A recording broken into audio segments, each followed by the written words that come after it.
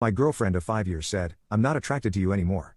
"I need an alpha," I replied. "I understand." Then I accepted the promotion she wanted her new alpha boyfriend to get at our company. When she saw me in the corner office, her face went pale as she realized I was now her new boss. My girlfriend of 5 years, Tina, ended our relationship last Tuesday. We lived together, so she had the decency to do it face to face. But that's the only decency she showed. She sat me down on the sofa in the living room of the house I own and gave me a speech that she had clearly been rehearsing. She told me she loved me as a person, but she wasn't in love with me anymore. She said that she had been feeling for a while that something was missing. And then she delivered the killer line. "I'm just not attracted to you anymore, David," she said, looking at me with a sort of clinical pity. "I've realized I need a real alpha, someone who takes charge, a true leader." The insult was so direct, so condescending that I didn't even feel anger at first. It was just clarifying. I've always been a quiet person. I'm not the loudest guy in the room. I don't brag. I don't feel the need to dominate conversations. I lead by example through competence. I solve problems. I build things that work. I had always thought she understood and valued that about me. Clearly, I was wrong. She saw my quiet confidence as weakness. I didn't argue with her. I didn't get defensive. I just looked at her and waited for the other shoe to drop because I knew there was more. She took my silence as an invitation to continue. She confessed that she had been getting close to someone else, a guy from our company, Chad. For context, Tina, Chad, and I all work at the same large engineering firm. I'm a senior systems architect. I design the back-end frameworks for our most complex projects. Tina is a project manager, so we work in adjacent spheres. And Chad